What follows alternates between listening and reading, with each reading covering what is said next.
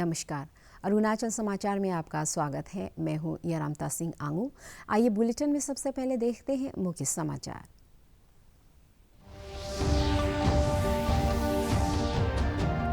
मुख्यमंत्री पेमा खांडू ने नई दिल्ली में प्रधानमंत्री नरेंद्र मोदी और केंद्रीय वित्त मंत्री निर्मला सीतारमण से मिलकर राज्य की विकास प्राथमिकताओं पर उन्हें सौंपा ज्ञापन। राज्य में सड़क, एयर कनेक्टिविटी, स्कूलों और अस्पतालों में बुनियादी सुविधाओं के विकास के लिए आर्थिक पैकेज के लिए किया गया आग्रह। भारत चीन सीमा के पास अपर सुबनसिरी जिले के नाचो में अरुणाचल प्रदेश रूरल बैंक की शाखा का शुभारंभ। राज्य के पर्यटन मंत्री नाकाप नालो ने कहा, दूर दराज के इलाकों में बैंकिंग सुविधाओं के विकास से स्थानीय लोगों को मिलेगा रोजगार शुरू करने के लिए आसान ऋण।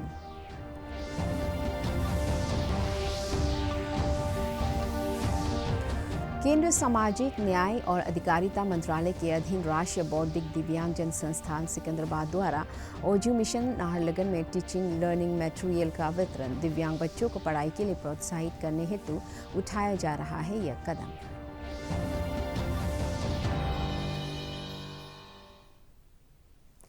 मुख्यमंत्री पेमा खांडू ने कल नई दिल्ली में प्रधानमंत्री नरेंद्र मोदी के साथ बैठक में राज्य की विकास जरूरतों पर उन्हें एक ज्ञापन सौंपा।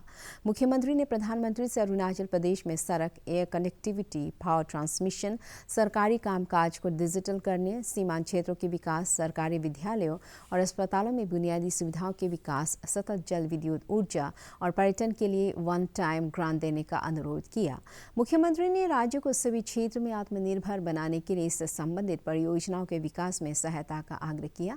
मुख्यमंत्री के साथ केंद्रीय मंत्री किरण रिजिजू और लोकसभा सांसद तापिर गाव ने आज केंद्रीय वित्त मंत्री निर्मला सीतारमण से मिलकर राज्य के विकास प्राथमिकताओं संबंधी एक ज्ञापन सौंपा। दूरदर्शन केंद्र ईटानगर के डायरेक्टर इंजीनियरिंग और head of office Shri Kabang Morang का आज सुबह निधन हो गया। वो 50 वर्ष के थे। Indian broadcasting engineering service IBES के 1995 बैच के अधिकारी श्री मोरांग ने नॉर्थ ईस्ट क्षेत्र में कई जगहों पर अपनी सेवाएं दी थी। वो पिछले 4 साल से दूरदर्शन केंद्र ईटानगर के प्रमुख थे और DD अरुण प्रभात चैनल की शुरुआत में उनकी अहम भूमिका थी। दूरदर्शन के महानिदेशक श्री मयंक अग्रवाल ने श्री मोरांग के असामयिक निधन पर शोक व्यक्त करते हुए कहा कि दूरदर्शन ने एक कर्मठ और समर्पित अधिकारी खो दिया है। भारत चीन सीमा के पास अपर सुबनसिरी जिले के नाचो में अरुणाचल प्रदेश रूरल बैंक की शाखा का उद्घाटन गत रविवार को राज्य के पर्यटन मंत्री और स्थानीय विधायक नाकाप नालो ने किया। इस अवसर पर अरुणाचल प्रदेश रूरल बैंक के अध्यक्ष डॉक्टर दीपक कुमार गुप्ता, महाप्रबंधक प्रदीप कुमार पॉल, सीनियर मैनेजर नील बहादुर कोनवार और राजेन माइंग सहित कई अधिकारी मौजूद थे। अपने संबोधन में श्री नाकाप नालो ने कहा कि दूर दराज के क्षेत्र नाचो में बैंकिंग सुविधा शुरू होने से अब आसपास के लोगों को बैंकिंग के लिए जिला मुख्यालय दापोरिजो नहीं आना पड़ेगा। उन्होंने कहा कि राज्य सरकार योजनाओं का लाभ सभी क्षेत्र के लोगों तक पहुंचाने के लिए बैंकिंग सुविधाओं का विस्तार कर रही है, ताकि लोग आसानी से विभिन्न योजनाओं के तहत आसान शर्तों पर ऋण लेकर अपना रोजगार शुरू कर सकें। इस अवसर पर अरुणाचल प्रदेश रूरल बैंक के अध्यक्ष डॉक्टर दीपक कुमार गुप्ता ने बताया कि नाचो ग्रामीण बैंक में पर्याप्त संख्या में कर्मचारियों की नियुक्ति की गई है और उन्हें ग्रामीणों को बैंकिंग सुविधाओं का लाभ उठाने के लिए प्रोत्साहित करने का सुझाव दिया गया है। अब नई जगह सब कुछ इधर हो गया और इंटरनेट भी 20 से पूरा इंस्टॉल है। आज सुविधा बहुत होगा। ये बैंक कल से ही फंक्शनल हो जाएगा। बैंक में सब तरह का सुविधा मिलेगा लोगों को। लोन के अकाउंट भी खोल सकते हैं, लोन भी ले सकते हैं, कोई भी तरह काम कर सकते हैं। तो IBES की ये बैंक यहाँ के लोगों की इकोनॉमिक एक्टिविटी में बहुत डेवलपमेंट में काम आएगा। हमको बहुत अच्छा लगा। हमारे यहाँ नाकाप नालो जी हमारे यहाँ का मिनिस्टर है, उन्होंने आज नाचो पे हम लोग को रूरल बैंक खोल दिया है। हम लोग पहले जब नाचो पे बैंक नहीं होते समय में बहुत तकलीफ था। अब हमारा ये MG नरेगा का जो जॉब कार्ड जो काम होता है ना, उसका पैसा के लिए 1-2 हज़ार रुपया भी हम लोग दापो से ही जाके लाता था। उसमें बैंक है हमारा। दापो कितना किलोमीटर? दापो यहाँ से 111 किलोमीटर है। उसमें आपका गाड़ी भाड़ा लगता है 500 रुपया, आने जाने में 1000 रुपया चला जाता है। तो इसलिए बहुत तकलीफ था। आज तो बहुत अच्छा लगा यहाँ में नाचो में बैंक खोल दिया। असम में आगामी विधानसभा चुनावों के मद्देनजर अंतिम मतदाता सूची जारी कर दी गई है। सूची के अनुसार राज्य में कुल 2,29,92,505 मतदाता है, जिनमें 1,16,56,926 पुरुष मतदाता है, जबकि महिला मतदाताओं की संख्या 1,13,35,579 है। राज्य में 2020 में जारी अंतिम फोटो मतदाता सूची में दर्ज कुल मतदाताओं की संख्या में 2.46% की वृद्धि हुई है। इस बीच भारत निर्वाचन आयोग की टीम ने असम में आगामी विधानसभा चुनाव को लेकर आज राज्य की विभिन्न राजनीतिक पार्टियों के प्रतिनिधियों के साथ विचार विमर्श किया। बैठक में Bharatiya Janata party, Congress, Assam Gana Parishad, Bodoland peoples front, AIUTF के अलावा कई अन्य दलों के प्रतिनिधियों ने आयोग को अपने सुझाव दिए। आयोग की टीम ने कई सरकारी एजेंसियों के साथ भी बातचीत की, जिनकी भूमिका विधानसभा चुनाव कराने में होगी। बाद में चुनाव आयोग की टीम ने सभी जिलों के उपायुक्तों और पुलिस अधीक्षकों के साथ बैठक की।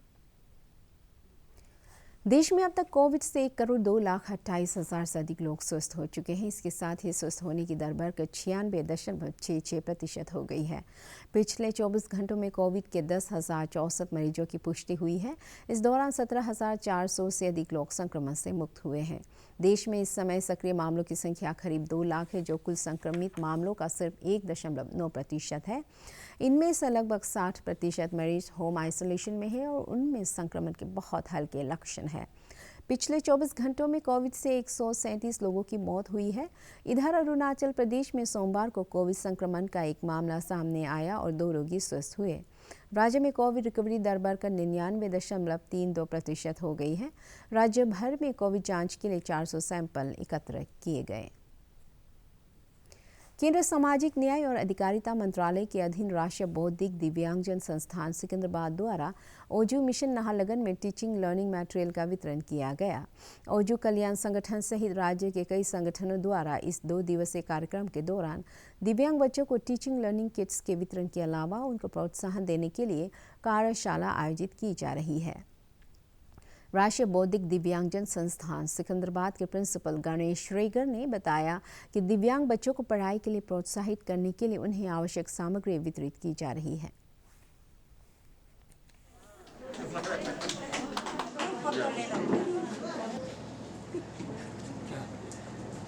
हमारा उद्देश्य है पहले अर्ली इंटरवेंशन करना, उसके बाद है बच्चों को इंक्लूसिव स्कूल में भेजना। स्कूल होने के बाद कोई भी तरह से उसको कौशल्य ट्रेनिंग में हमारा भारत देश का प्राइम मिनिस्टर का एक बड़ा स्कीम है स्किल इंडिया में हमारा बच्चों को भी जोड़ के 15 साल के ऊपर के बच्चे के जोड़ के हम 18 साल और 19 साल तक उसको ट्रेनिंग देते रहते हैं। उसके बाद उसको कहाँ भी छोटा जॉब में, अभी आपको पता होगा हैदराबाद, बेंगलुरु, उधर कंप्यूटर में भी बच्चे काम करके अभी कम से कम 40 बच्चे हमारा बेंगलुरु में पूरा अम्मू बोल के एक ऑर्गेनाइजेशन की वजह से पूरा से पूरा वो अच्छा से कंप्यूटर सॉफ्टवेयर काम कर रहे हैं। उसको इतना पैसा मिलता है, एक AS ऑफिसर के तरह से उसका अच्छा सैलरी भी मिलता है, उसका स्वतंत्र जीवन भी चलता है। हमारा ईटानगर एक ही डिस्ट्रिक्ट में कम से कम 300 के ज़्यादा बच्चे का आइडेंटिफाई हो गया। उसमें कम से कम 250 बच्चे का हमारा सर्टिफिकेट मिला है।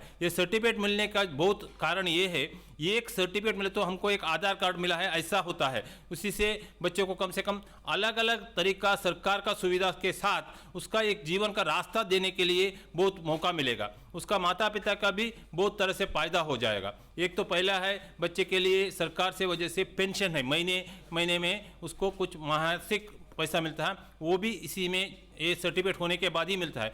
अभी हमारा इधर वोजू welfare association one of the very established organization है, बहुत पुराना ऑर्गेनाइजेशन है, बहुत बढ़िया बच्चों को सेवा कर रहे हैं। उसी के हम रिक्वेस्ट करके उसी के साथ ये काम करने के लिए अभी जोड़ रहे हैं। ऐसा ही 2-3 बड़ा ऑर्गेनाइजेशन हमारे पास अभी जोड़े हैं। एक तो इधर जर्बो गैम्बलिन होप फाउंडेशन, वो भी इसी काम में जोड़ के ये काम करने के लिए बहुत आशा दिखा रहे हैं। उसी के साथ हम मार्च महीने में आलोंग में एक बड़ा मल्टीपल डिजेबिलिटी ऑल डिजेबिलिटी का कंपोजिट कैंप करके उधर भी सर्टिफिकेट करने वाले हैं। स्वास्थ्य मंत्री आलो लिबांग ने कल पासीघाट इंडोर स्टेडियम में chief minister veteran and some veteran badminton प्रतियोगिता का शुभारंभ किया। ईस्ट सियांग बैडमिंटन संघ द्वारा अरुणाचल बैडमिंटन संघ के सहयोग से आयोजित इस प्रतियोगिता में पुरुष और महिला वर्ग में 200 से अधिक खिलाड़ी हिस्सा ले रहे हैं। अपने संबोधन में श्री लिबांग ने कहा कि प्रतिवर्ष आयोजित होने वाले राज्य भर में मुख्यमंत्री बैडमिंटन प्रतियोगिता का उद्देश्य राज्य भर के युवा खिलाड़ियों को अपने प्रतिभा दिखाने का अवसर प्रदान करना है। उन्होंने युवाओं से खेल क्षेत्र में उपलब्ध अवसरों का लाभ उठाने और राष्ट्रीय और अंतर्राष्ट्रीय स्तर की प्रतियोगिताओं में अवसर प्राप्त करने के लिए कठिन परिश्रम करने का आह्वान किया। लंबा भी होता है और 100 से भी होता है, तो आप जानते हैं how to socialize with people, how to behave with the ओटीजीज, आप जानता है। तो इसलिए स्पोर्ट्समैन को बनने के लिए आप जानता है कैसा आपका बिहेवियर करना, आपका कैरेक्टर्स बना है, क्योंकि आप डिसिप्लिन में रहने वाला है। जो स्पोर्ट्स लवर्स है, स्पोर्ट्स पर्सन है, is a very discipline person होता है, उसका कैरेक्टर कुछ शिकायत करने का ये नहीं होता है। बैडमिंटन खेलने से आपका हार्ट प्रॉब्लम नहीं होगा, हार्ट प्रॉब्लम को भी ये लंग्स में भी प्रॉब्लम नहीं होगा। आप बैडमिंटन खेलने से ब्लड प्रेशर जो हाइपरटेंशन नहीं होगा, स्ट्रोक होने का चांस नहीं है आप बैडमिंटन खेलने से। आप बैडमिंटन खेलने से आपका ब्लड शुगर डायबिटीज नहीं होगा। तो आपने आज पासीघाट में आए हैं, जो आज बामांग ताको जी ने भी बोला है, really I appreciate and welcome this step also, welcome step है। हम पासीघाट ऑल एंगल्स में इसका विजिबिलिटी बहुत होता है, ऑल एंगल्स में जो भी हो यहाँ पे प्रॉब्लम नहीं। तो ऐसा जैसा आप नॉर्थ ईस्ट स्टेट का व इवन नेशनल लेवल का गेम भी यहाँ होस्ट करने के लिए आप प्लान कर रहे हैं, really I appreciate such type of step. आपको बहुत बहुत धन्यवाद करते हैं। वो आगे होके पासीघाट में कोशिश भी करना है सच स्टेप। भारत ने ऑस्ट्रेलिया को टेस्ट श्रृंखला के चौथे और अंतिम मैच में ब्रिस्बेन के गाबा मैदान पर 3 विकेट से हराकर इतिहास रच दिया और बॉर्डर गावस्कर ट्रॉफी अपने पास बरकरार रखी है। भारत ने 328 रन का लक्ष्य हासिल करके ये जीत हासिल की और श्रृंखला 2-1 से अपने नाम की। ये गाबा के मैदान पर 32 सालों में ऑस्ट्रेलिया की पहली हार है। इस मैच में ऋषभ पंत ने दूसरी पारी में शानदार 89 रन, शुभम गिल ने 91 और चेतेश्वर पुजारा ने अर्धशतक बनाकर भारत को यादगार जीत दिलाने का मार्ग प्रशस्त किया। इससे पहले कल मैच के चौथे दिन चायकाल तक ऑस्ट्रेलिया की टीम 294 रन बनाकर आउट हो गई। प्रधानमंत्री नरेंद्र मोदी, रक्षा मंत्री राजनाथ सिंह और सूचना और प्रसारण मंत्री प्रकाश जावड़ेकर ने ऑस्ट्रेलिया में भारतीय टीम की जीत पर प्रसन्नता व्यक्त की है। एक ट्वीट में श्री मोदी ने टीम को बधाई देते हुए कहा कि टीम ने पूरे मैच में अपने जोश और क्षमता का प्रदर्शन किया। मुख्यमंत्री पेमा खांडू ने भारतीय क्रिकेट टीम की जीत पर बधाई देते हुए कहा कि सभी खिलाड़ियों ने पूरी तत्परता से खेल भावना का प्रदर्शन किया।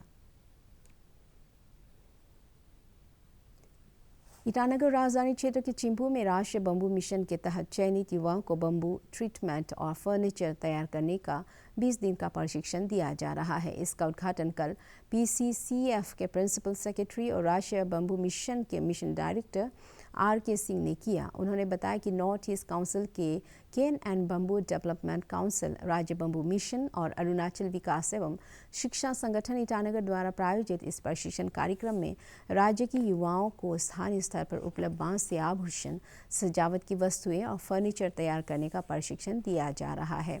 राष्ट्रीय बम्बू मिशन के सीनियर साइंटिस्ट जी मूर्तम ने बताया कि स्थानीय संसाधनों को ध्यान में रखकर युवाओं को आत्मनिर्भर बनने के लिए प्रोत्साहित किया जा रहा है। इस अवसर पर प्रशिक्षण ले रहे EP दोके और मीनम आपांग ने अपना अनुभव शेयर किया। डिपार्टमेंट भी इन्वॉल्व है, इंडस्ट्री से रिलेटेड बहुत सारी चीज़ें हैं, जैसे कि आपकी ज्वेलरी मेकिंग है और इंक्यूबेशन सेंटर्स हैं, ट्रेनिंग के लिए फैसिलिटीज़ हैं, फिर ये जो होते हैं जहाँ मतलब फैसिलिटेशन सेंटर्स हैं, उस टाइप से काफ़ी सारे काम किए जा रहे हैं। बैम्बू प्लांटेशंस भी हैं, नर्सरीज़ भी है, उसमें पब्लिक का इन्वॉल्वमेंट है, लोगों को उसमें बेनिफिट दिया जा रहा है, सब्सिडी दी जा रही है काम करने के लिए। और बहुत सारे एंटरप्रेन्योर्स और हमारे लोकल आर्टिजन्स और लोकल लोग जो इस फील्ड में इंटरेस्ट रखते हैं वो सब सामने आए हैं और बहुत एनकरेजिंग एफर्ट्स रहा है। ऐसे आप जानते हैं कि मतलब कि अरुणाचल में हम लोग के यहाँ पे जो बेम्बू का रिसोर्स है काफ़ी है, मगर हम लोग जो कमर्शियली इसको मतलब कि हम लोग इसको टैप कर नहीं पाया। मतलब हम लोग मतलब ट्रेडिशनली हम लोग यूज़ कर रहे हैं बेम्बू को, और बेम्बू का काफ़ी मतलब कि हम लोगों का जो जनजाति लोग है इनका यूजेस मतलब कि हम लोगों का मतलब काफ़ी है।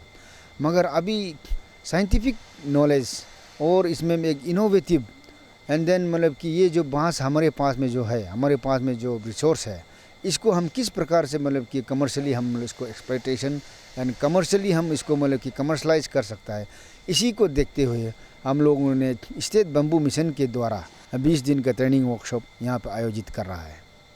या में सर ने जब हमको बताया कि वो लोग ट्रेनिंग दे रहा है, तो first thing I was thinking कि I have to come here and learn something about bamboo. और ऑल्सो हम बैम्बू को अपना फैशन इंडस्ट्री के साथ में, since I am from fashion background, हम फैशन इंडस्ट्री के साथ में कोलैबोरेट करना चाहते हैं, because I want to make fabric out of bamboos. तो and then also there are lot of things that आगे आ सकता है फ्यूचर में, लाइक आई मीन इनोवेशंस आ सकता है बैम्बू के साथ में। अरुणाचल समाचार के आज के अंक में इतना ही। जाने से पहले आप सभी से अनुरोध है कि कोविड-19 के दिशा निर्देशों का पालन करें, हमेशा मास्क लगाएं, बार बार हाथ धोएं और सोशल डिस्टेंसिंग के नियमों को मानें। हम कल फिर हाजिर होंगे अरुणाचल और देश दुनिया की खबरों के साथ। चलते चलते आपको बता दें, आप अरुणाचल समाचार हमारे YouTube channel DD news Arunachal पर भी देख सकते हैं। देखते रहिए अरुण प्रभा। नमस्कार।